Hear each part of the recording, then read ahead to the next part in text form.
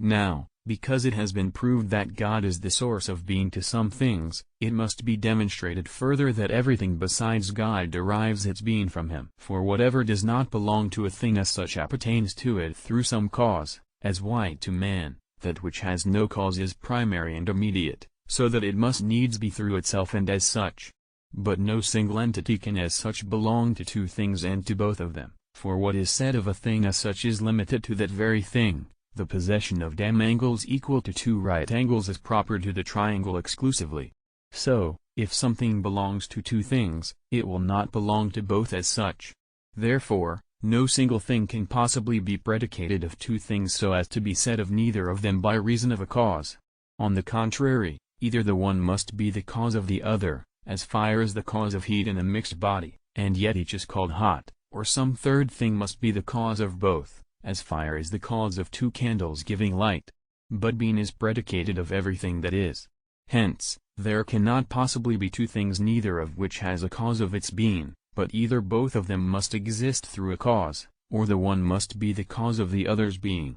Everything which is in any way at all must then derive its being from that whose being has no cause. But we have already shown that God is this being whose existence has no cause. Everything which is in any mode whatever, therefore, is from him. Now, to say that being is not a univocal predicate argues nothing against this conclusion. For being is not predicated of beings equivocally, but analogically, and thus a reduction to one must be made. Furthermore, whatever a thing possesses by its own nature, and not from some other cause, cannot be diminished and deficient in it.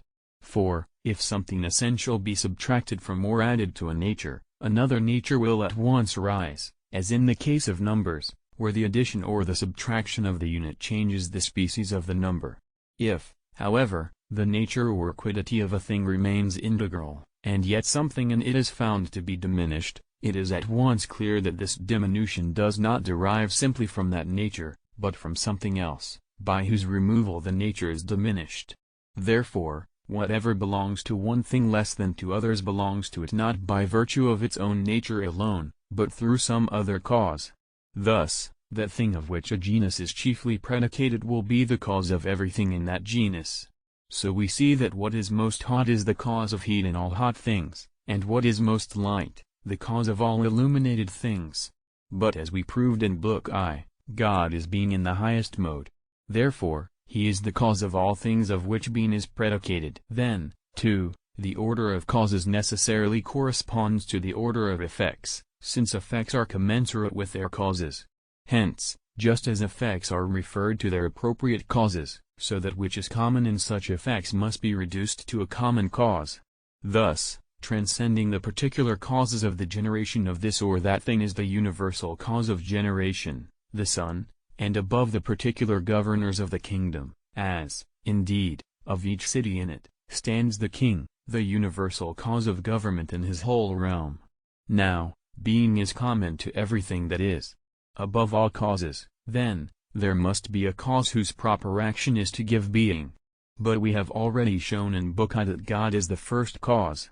Everything that is must, therefore, be from God. Moreover, the cause of everything said to be such and such by way of participation is that which is said to be so by virtue of its essence. Thus, fire is the cause of all hot things as such. But God is being by his own essence, because he is the very act of being. Every other being, however, is a being by participation. For that being which is its own act of being can be one only, as was shown in Book I. God, therefore, is the cause of being to all other things. Again, everything that can be and not be has a cause, for considered in itself it is indifferent to either, so that something else must exist which determines it to one. Since, then, it is impossible to go on to infinity, there must exist a necessary being which is the cause of all things that can be and not be. Now, there is a certain kind of necessary being whose necessity is caused. But in this order of things, also, progression to infinity is impossible, so that we must conclude to the existence of something which is of itself necessary being.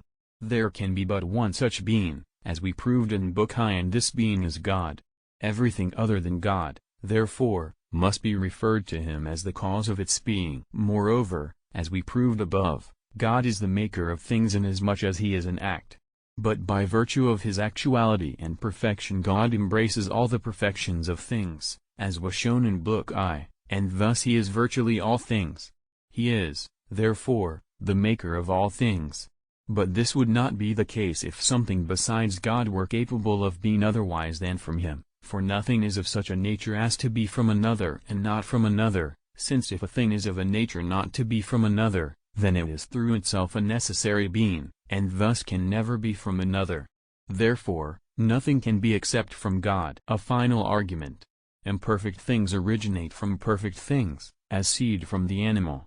But God is the most perfect being and the highest good, as was shown in Book I. Therefore, he is the cause of the being of all things, and this is especially so in view of the truth already demonstrated that such a cause cannot but be one. Now, this truth is confirmed by divine authority, for it is said in the Psalm, "Who made heaven and earth, the sea, and all the things that are in them, and, all things were made by him, and without him was made nothing, and, of him, and by him, and in him are all things, to him be glory forever." The error of the natural philosophers of old, who asserted that certain bodies exist without a cause, is by this truth abolished, as well as the error of those who say that God is not the cause of the substance of the heaven, but only of its motion.